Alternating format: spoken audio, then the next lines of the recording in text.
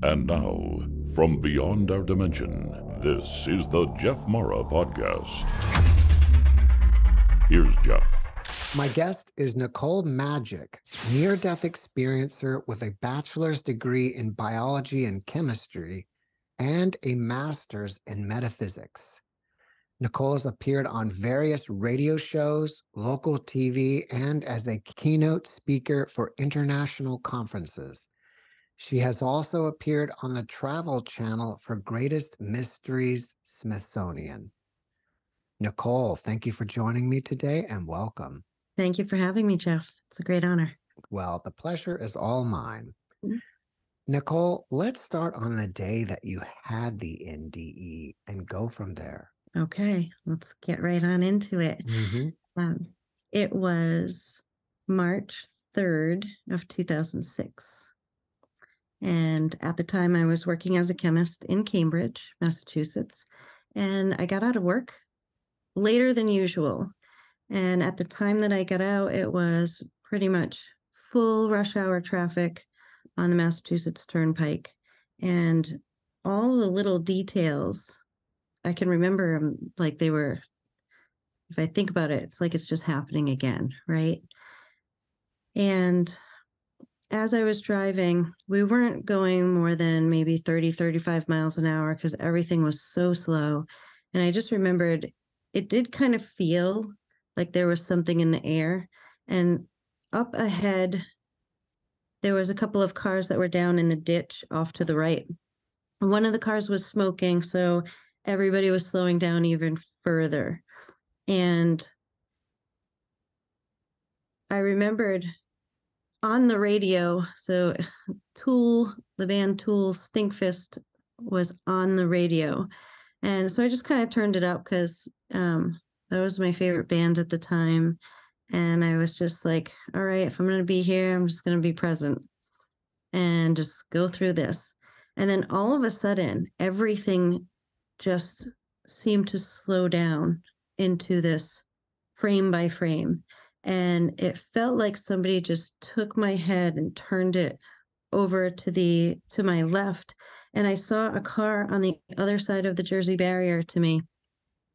And the car was smashed in on the driver's side door. And the driver had her head tilted forward and she was just swaying from the impact, right? And I could see all of her curls. She had this beautiful black hair, very curly, and I could see like the lights shimmering off of individual hairs. And I was taking note, and it felt like I was having all these conversations inside my head of like, wow, her hair is really beautiful, and look at the light coming off of that. And then all of a sudden I was thinking, well, what happened to her door, and where is the car that hit her? And all of a sudden it was like my head got pushed up to look right above me through my windshield, and there was a car that was coming that was going to land pretty much right in my lap where my steering wheel was. And I remembered looking at this guy, and he was just face contorted, screaming, and our eyes locked for a split second. And when that happened, I could see what was going to happen next. And what I saw was his car lands in my lap like I thought, and pushes and crunches over onto the roof of my car, crushing my neck, snapping my neck, and then I would die. So at that moment that I saw all of that, I kind of shrieked and I ducked down as far as I could over down to my right.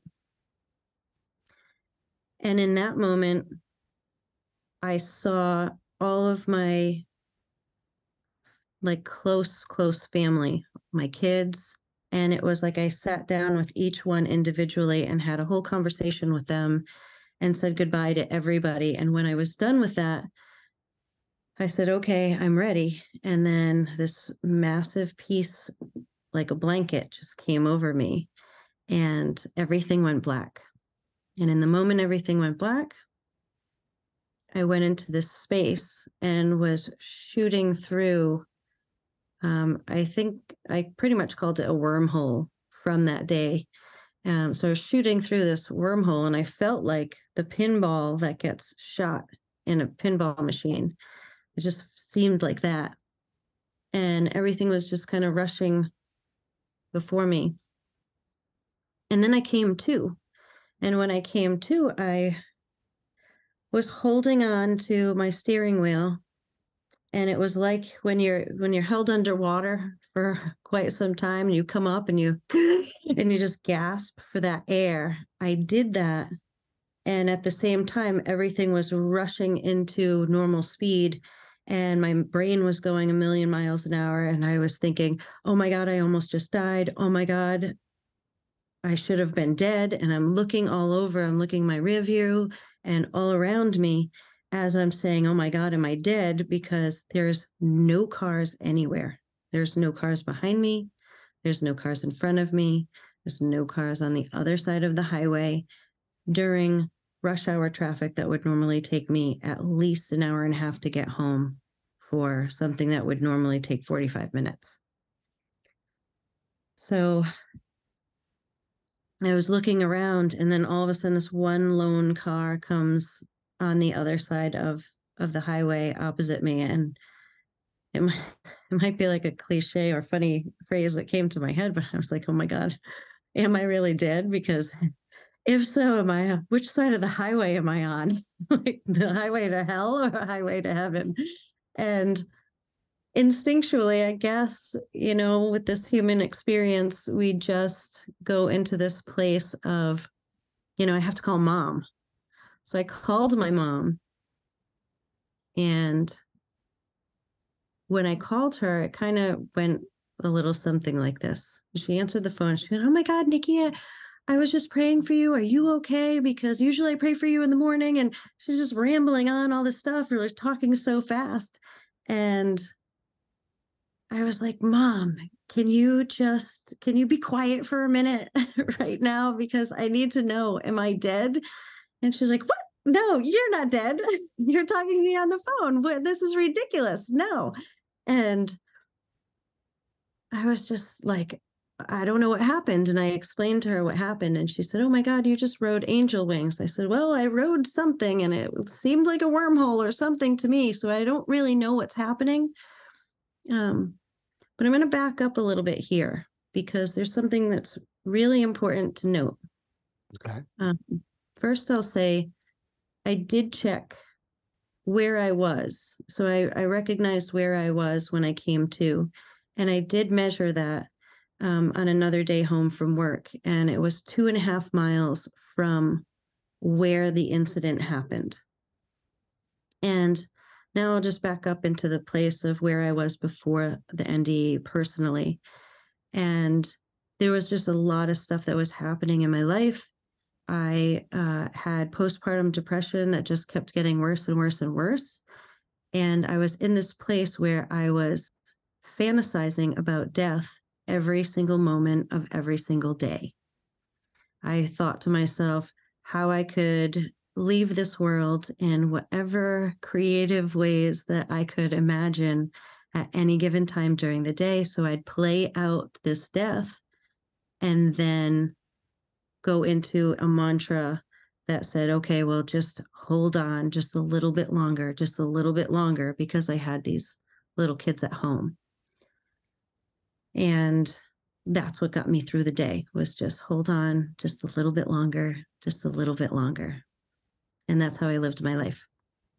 When this happened, this overwhelming sense of love just installed into me. And the near-death experience isn't even the half of what it is all about, because it was everything that happened after that that was the most important, where the story is the story, and what happened in that moment and what happened to transform a life. It was everything else afterwards, because things were amplified. My intuitive gifts were crazy amplified. I knew things that I never even heard of before. And I could verify those things. So that's the story of the near-death experience, but so many different things happened afterwards. Nicole, thank you for sharing your experience with us. So was there an actual car accident that did happen? Yes, there was a car accident that did happen. And what ended up happening was a friend of mine who had started a new job in Framingham, Massachusetts, because this happened in Framingham on the Mass Pike. She said like around a year later, she was sitting with some people and they were talking about the accident that happened where a guy hit a woman, went up over the Jersey barrier and hit another woman, like landed on top of her car. The whole scene that I saw happened and they both died. And in something that is just inexplicable to me is I tried to find that accident, and for some reason I wasn't able to find an account of that accident, but people were talking about it. And it happened on that day, during that year, at that time. And I feel like all of the things that I thought it was throughout time kind of came together a few years ago when I realized that it seemed more like a quantum jump into a different dimension that changed my reality. Or I feel like that accident happened, I died and got projected into another dimension. So now it's, died in that reality, living in this one. Wow, that's amazing to think about, that you came from another dimension and now you're here. And what's fascinating too is that when you came back to consciousness, the entire freeway was empty, right? Right. There are so many things that happened after that were completely different from the reality that I came from, or the dimension that I came from. We'll just use that.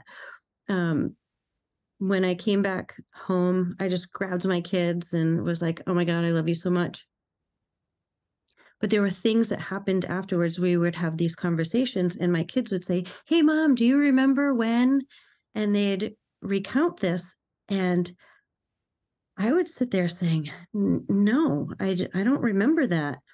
And then people would be like, no, how can you not remember that? That was one of the most memorable days that we've had.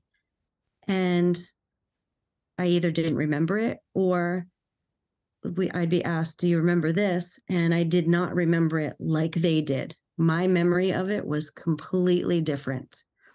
And we'd kind of argue about it until I caught on that, well, there's something that's happening here that doesn't make a lot of sense. And I could see the disappointment on my kids' faces. So I pretty much just kind of would go along with, prompting them and asking them, well, what was your favorite part of that? And, tell me the story because I want to hear it in your words. Those kind of things to avoid saying, I don't remember anything about it.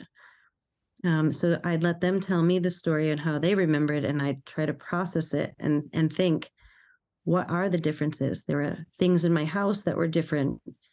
Placements of things were different. And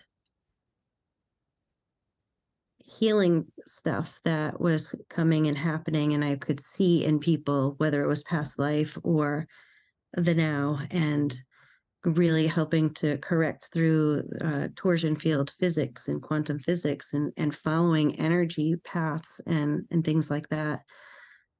So things were very, very different. And for a long time, I thought I had a walk-in experience. And even with accepting that it might have been a walk-in experience, there were still things that didn't make sense. And until things came together, somehow, the movie Interstellar made something click when I watched it.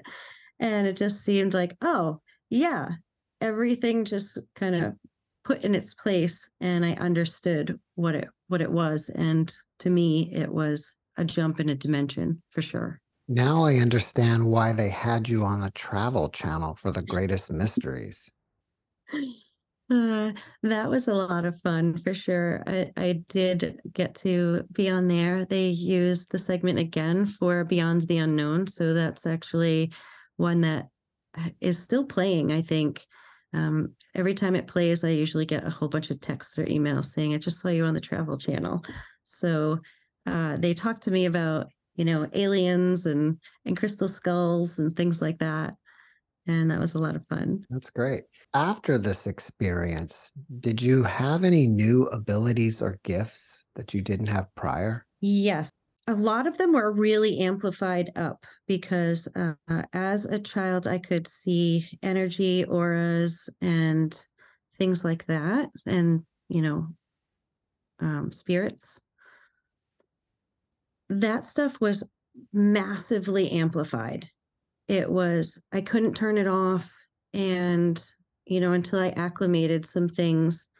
And I think it was more for the learning experience of what it really was and what I was meant to use it for and to help people. So, like, for example, when I see auras, I can see the color around people and it's very faint, but I can see the colors. With this amplification, let's say if somebody had a green aura, they would look like the Hulk, the green skin. It would just be green skin. I would physically see it on them. So it was very interesting to see, avatars and Hulks walking around. You have a science background.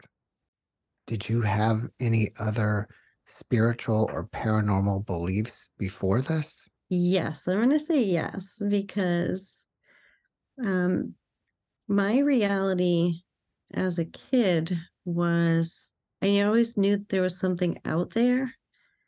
And I had a very different, or maybe an old soul look at death, because when people would die, I would see them and help them cross over. So when people died, my grandfather was the first person that I saw and knew that had passed in the night, because I saw him and I said goodbye and we went on our ways. And in the morning, I just remember my sister, I was playing with something. I was 5 years old, and my older sister came up and said, "Oh, Pepe Joe died last night." And I said, "Yeah, I know." And I just continued on what I was doing. And she was all upset because she was like, "Yeah, how do you know?" Right? So she's 5 years older. So this is a 10-year-old girl, right? And how do you know? Because she thought she was delivering the news. And I said, Sheba told me. And I just kept doing what I was doing. And Sheba was my mother's sister's dog. So my aunt, which is my godparents' dog, that I actually could communicate with the dog very easily. And then as soon as I said that the dog told me, she thought I was mocking everything. And, the whole, "Mom, Nikki's doing this and Nikki's lying and Nikki's making stuff up." That started, but that was how it went. And I didn't really think anything of it until maybe a handful of years ago. I actually asked my aunt and uncle, and I said, "Hey, remember that night? Can you tell me what happened?" And my aunt is the one that got the call, and the dog was standing right at her feet. And she had turned to my uncle and said what happened. So it's just all really a transfer of the energy and the connection. When you're connected with people or pets, animals, the transfer of that information is very easy to be thrown out there and connected to other people. I know you don't know me, we just met, but many times I say that one podcast leads into another. And so just 2 podcasts prior, I had an animal communicator on that communicates with animals and communicating with them on the other side as well.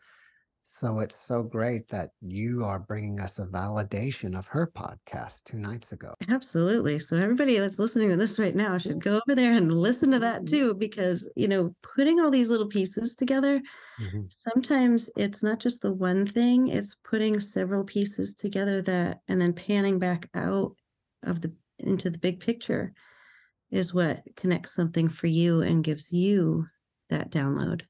In what other ways do you feel like your life has changed since the experience? I feel like my life has changed in so many profound ways because it has given me a lot of information and knowledge and inspiration and just everything to tap into that makes sense and doesn't make sense at the same time.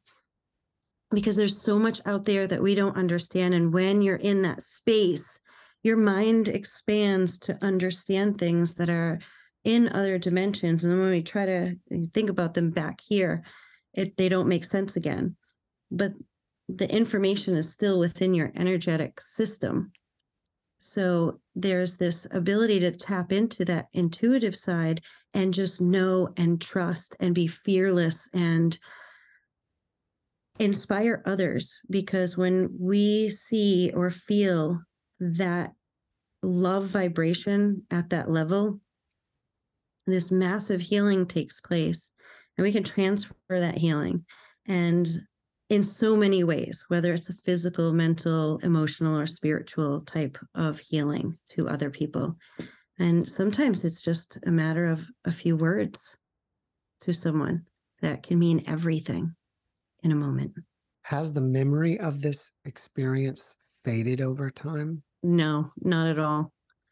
It stays the same. It's sometimes when I talk about it, depending on how long we have, sometimes I can elaborate on other details, but it's pretty much the same every time. It's like it's happening. So I just replay it in my mind. In the beginning, I mentioned that you have been a keynote speaker for international conferences. Are you speaking about your NDE or something else? Previously, I was speaking about a lot of other things that have to do with either paranormal, metaphysical, mostly metaphysical, auras and energy and things like that. And everything that I do has an empowerment aspect to it. So even if it's me doing an aura reading for somebody, there's an empowerment aspect where I will always give somebody the tools, the techniques, or tips to be able to overcome their obstacles and turn them into opportunities.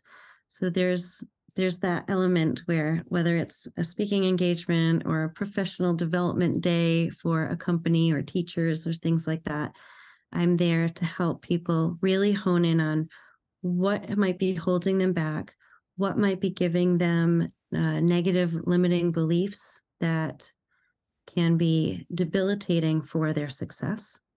And sales teams are one that, sales teams tend to have these, tap into their limiting beliefs. And it's their limiting beliefs that hold them back from making the sale. So what I do is I help people understand where their limiting beliefs are coming from and then help them flip that around so that it becomes an empowered belief that projects them towards their success instead. And it doesn't matter what area of life that you're honing in on, that belief propagates out to all different pieces of your life. So even if you're just focused on one element, it will amplify an amazing effect in all of the areas in your life. So people come back to me saying, oh my gosh, like, is this supposed to be happening too? We were working on this related to money, or we were working on this related to my love life and my marriage. And all of a sudden, all these wonderful things are happening in every area of my life. And I'm like, that's how it works, because a belief is a belief. A relationship is a relationship is a relationship. So whether that relationship is with yourself, a spouse or loved one, or coworkers, it doesn't matter, or money, it doesn't matter. It will propagate forward in a positive way. Do you have a list of common limiting beliefs? And if so, can you share them with us? Ooh, I'm going to say there are a ton of limiting beliefs, and I'll just pull them out of my head. So I don't have a list that I reference in with my clients, because they're very specific when I work with people. Your limiting belief is going to have a very specific flavor and a very specific vibration to your life. And that's why you're going to attract certain things and repel certain things, the good, the bad, the indifferent. So we can kind of take a generalized belief. So I'll just kind of walk you through something where you could have a belief that I'm not worthy. And that could be of anything. It depends on how it plays out in your life and how it came to be in your life, because we assign meanings to things that happen to us. And when we assign the meaning to that, there's a situation that happens when we assign that meaning, and then we propagate that over and over and over again. And we get triggered by it over and over again in these slightly different ways. And how much we assign the meaning to it and how it morphs and changes and adds to it. So we can pile on different beliefs that support that same negative belief, like ice cream scoops, I like to say. So you can kind of create a very specific flavor by adding on different flavors of ice cream, right? So if you say that you're not worthy and deserving of love, your trigger is going to be in a space of love. It will show up in money. However, your trigger is going to be in love. And then you won't associate that with the money factor necessarily, because your trigger happens in situations that are, have to do with love. If you have this space of, there's one that I talk about so I'm just trying to remember it fully because it's so old. I talk about it in my money challenge, where I had this belief that was a culmination of my dad's beliefs of, in order for you to be successful, you have to work really, really hard. That's a limiting belief, because you don't have to work really, really hard to be successful. You can have fun, you can do something that you love, and it doesn't even have to be work for you to be successful. But that was the belief. That coupled with if you want something in life, if you want it done right, do it yourself. So there's that. So if you want to be successful, you have to work really hard. And if you want something done right, you have to do it yourself. So I took those somehow in my childhood and formed this belief that in order for me to receive money, I have to work really, really hard at it and accept no help. Why is it that self-love translates into money? Because a relationship is a relationship is a relationship. So if it's your relationship with yourself, that turns into your health. If it's your relationship with a loved one, like a love, that's your love life. And your personal love relationships, your relationships with coworkers and friends and family, again, that has to do with love and acceptance and belonging. And then when you look at money, your relationship with money is also a type of relationship with yourself in a certain way. Your relationship will be based off of whatever you do. Your behaviors are based off of your beliefs. So if you have a belief that you're not worthy and deserving, I'll play it out. You're not worthy and deserving. We'll just keep it general. That person, when it comes to their health, comes to their own body, they will not take care of, they will not nourish, they will not, really take into consideration the things that their body needs in order to be nourished and fulfilled, and then be able to, do things for the self. So maybe they eat a lot of fast food. Maybe they eat junk food. Maybe they drink more. Whatever the case is, they're not going to be taking care of their bodies in a way that's super healthy, the right amount of healthy for them. That doesn't mean not having a piece of cake. That doesn't mean not having a couple of drinks or whatever. When we look at it as a love, if you're not worthy and deserving, love and relationships with other people, everybody else comes first. So if everybody else comes first, what do? We put our wants and needs after everybody else's wants. So you're always doing everything for everybody, and, there's never enough time for you. And that also, comes into, I'm not worthy, I'm not enough, because you have to do everything for everybody else in order to gain the love and acceptance that you're looking for. It comes down to money. It creates a money personality where, whatever the case is, you're not worthy and deserving of that money. So, let me do this for you, and then I can't accept. So even if it's, let's say, how many times has somebody bought a coffee for somebody else, and, don't worry about paying me back, not a big deal. And then somebody goes to buy them a coffee, maybe in return, and they're like, "Oh no, let me give you the money." And they're saying, "Oh no, don't worry, it's on me." And then you shove $5 into their pocket and say, "No, you're going to take this." Instead of just accepting that somebody did something nice for you, you think, "No, I'm not worthy and deserving of this, so I have to pay you back." So it kind of comes out in these different ways. And that's a general sense of it. It can get very complex.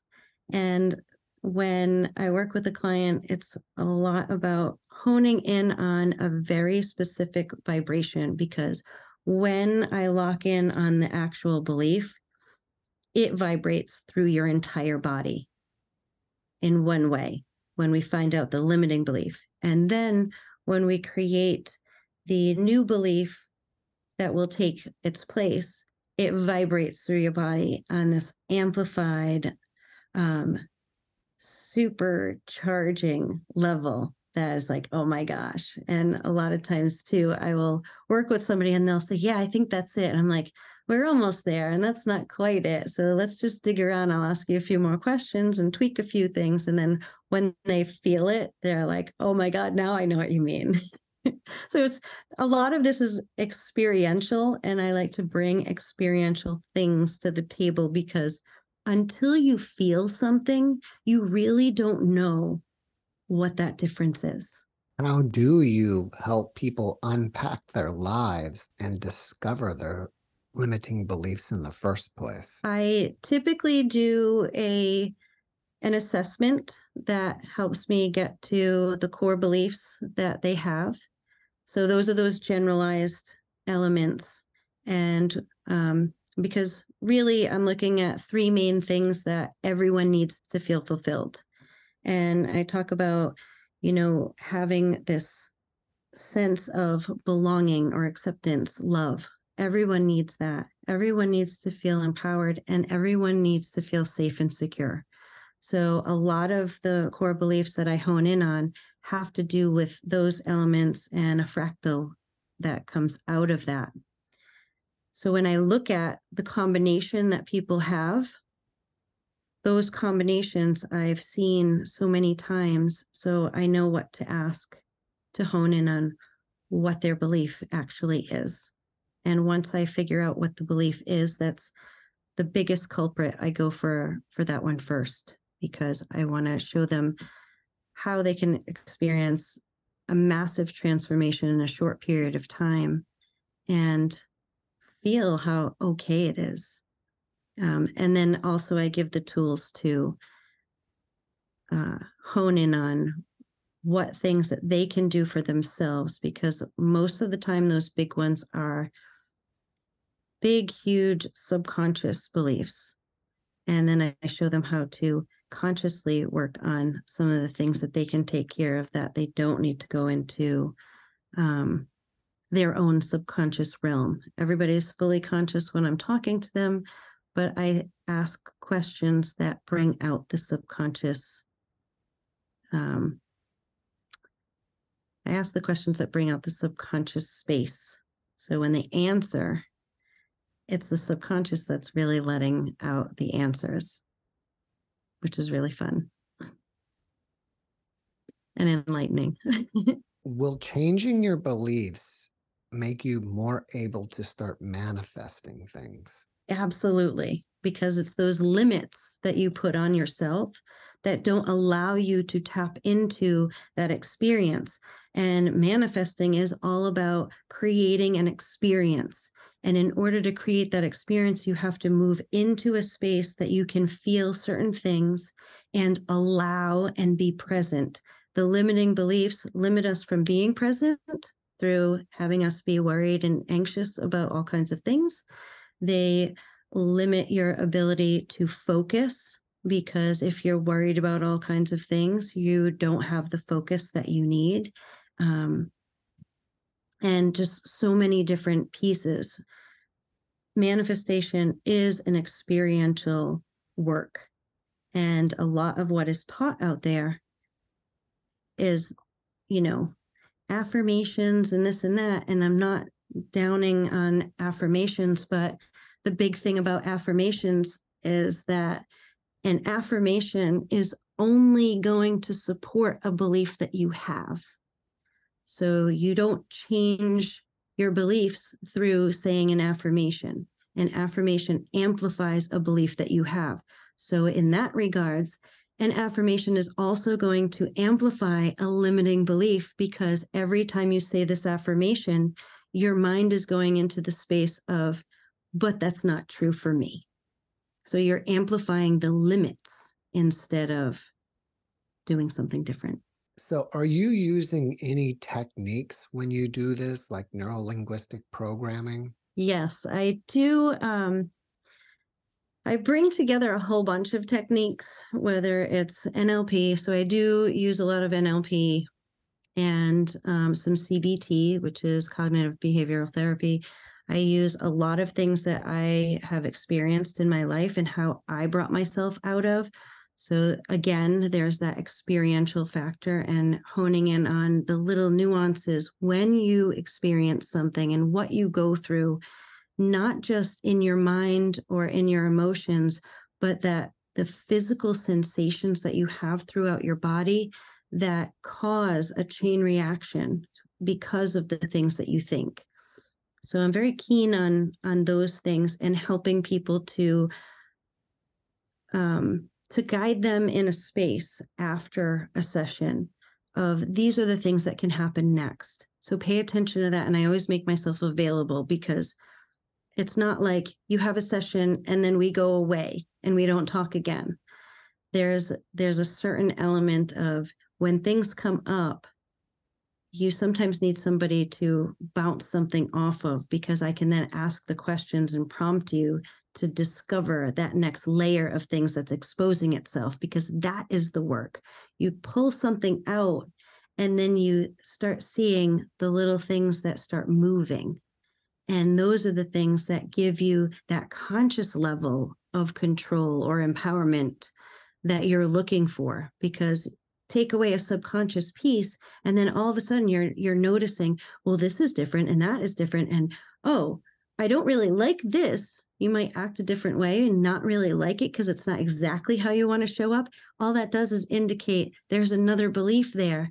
And I show you how to identify it so that you can make decisions right then and there in a situation, instead of going into reaction mode and, overwhelm. Does your NDE have any effect on what you're doing today by helping people with limiting beliefs? I believe it does, because it allows me, where the amplified gifts allow me to really cut through a whole bunch of stuff with people and get there super fast, because people ask me all the time, like, what are you doing? And I say, we're just having a conversation. And they say, no, but I feel this, warmth, this presence, this healing element to the work that you do. And I just call it holding space for somebody, where I create this space where they can just open up to themselves and really see some things. And so I feel like that's allowed me to really tap into the ability to create that as an experience, a very healing spiritual experience for each person in just having a conversation. Because people say all the time that for example, I've had somebody come to me for one session before, and they said this one session was more meaningful and helpful and transformational than 27 years of therapy. Wow. That's a lot. That's a lot. That's like, it chokes me up a little bit sometimes with some of the things that people say, that, you think that your life is one way, and it doesn't have to be. It doesn't have to be painful. It doesn't have to be boring. It doesn't have to be anxiety ridden, or, I've been there, done that for a lot of things, or depressed and unmotivated, not knowing your purpose. When you're counseling someone about their limiting belief and they make a breakthrough, do you ever see a change in their aura immediately? Every time. Every time. It's like, I can actually see it before their breakthrough. So I'll start seeing the aura shift and change, because things manifest in the aura before they manifest in the physical. So I'll see it. And it's a wonderful thing, because I watch them, and they're getting close, and they're getting close. And sometimes I'm like, inside, like I get this giddy little schoolgirl ready to come out and screech. And I'll be like, oh my God, they're almost there. And I'll have this conversation in my head, like, come on, come on. I'll be like this cheerleader inside, but they have to experience something for themselves. So I'm waiting and watching so I can help them get there. And then when they have it, it's like this whole light goes off in their entire body. And they sit up, their eyes get wide, the smile comes on, the face flushes more, and the glow that happens, and just everything that comes over them is this supercharged them. And when they walk away, it's like, can this just stay with me? And it's like, yes, it can, and it will. What kind of limiting beliefs do you think people have about the paranormal and supernatural? Well, people fear what they don't know, right? They fear what they can't control. If we go back to those three things, safety and security, paranormal, not knowing what's happening threatens somebody's safety and security. So right there, if they already have negative limiting beliefs about safety and security, they're going to have negative limiting beliefs about that. Love, acceptance is the second one. And when we look at that, maybe that doesn't have a huge part of it, but there's also a belonging, right? So depending on what their beliefs are in whatever sense that makes them feel like they belong. So if they are very religious, they belong to a certain group of people that believe a certain set of things. And if that certain set of rules says that you don't believe in this or you don't do that, then they're going to follow that. And that can go against being open around paranormal information or experiences. And then the third one is about being empowered versus trying to control everything. If we don't feel empowered, we try to control things. So if you don't feel empowered, sometimes that's connected back to that safety and security thing. In order to feel empowered, you have to be able to be yourself, be authentic, and be vulnerable being you. So if that is rocked in your life, then you might just try to control everything in order to feel safe and secure in a situation. And that is not being the authentic you. So they might fear the paranormal in that regards too. Nicole, after watching this podcast, people may want to reach out to you and ask you questions. Are you open to that? Oh, I love questions. I love it when people get inspired or they think of something and they're like, I need to know more information. I would absolutely love for people to reach out to me. What's the best way to do that? They can reach out to me. Well, I'm on social media and I'm either on social media as Majik LLC or Nicole Majik. So either one of those. And also you can find me and message me through my website, magicllc.com. And my marketplace is at NicoleMajik.com. You have a YouTube channel as well? I do have a YouTube channel, and that is Majik LLC Official. Before we finish up, can you leave us with one last positive message? Absolutely, because one of the things that I'd love for people to understand is all the magic happens within you. And when you're sitting there and you're wondering what the heck is going on, and I've committed to making a change in my life, and then all of a sudden the shit hits the fan. Hopefully I can say that. But everything hits the fan and you're sitting there going, I made this commitment to myself to make this change, and then all this bad stuff is happening, or it seems bad. So I like to say seemingly negative. When you make a conscious effort to move forward in a positive way, other things start happening. And the reason for that is this: the mind goes first, the body has to follow next. So you will see that when you're ready in your mind, you can start to move forward. But then all of a sudden, your body, your physical body, puts the brakes on, and you feel like, I'm not motivated. I don't want to get out of bed. All kinds of different things. Maybe the fear rises up a little harder, and it's like, no, I have to have everything perfect before I do all this stuff. All that is the fears are coming up, and the things that are happening that are seemingly negative, all it is doing is creating the space for you to shake it off. And I don't mean that that's really easy and just shake it off and do it. I mean, it's bringing that awareness for you to tap in and get the help that you need if you need it, get the support that you need if you need that, and just being in that space to say, okay, what do I need? And asking yourself, what? How do I move forward?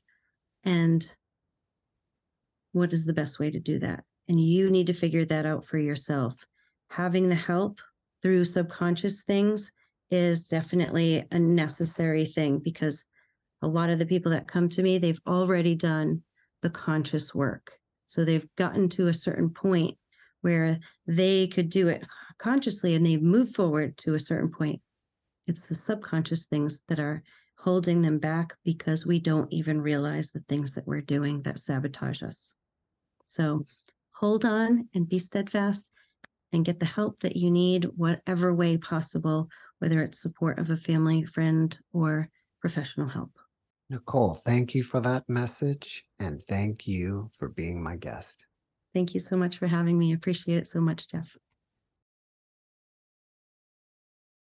Thanks for watching the JeffMara podcast. I really appreciate you. Another way to show support is through YouTube memberships. And if you do, there are loyalty badges and other perks depending on your level of membership. All you need to do is click the join button underneath the video to find out more. Thank you for your support.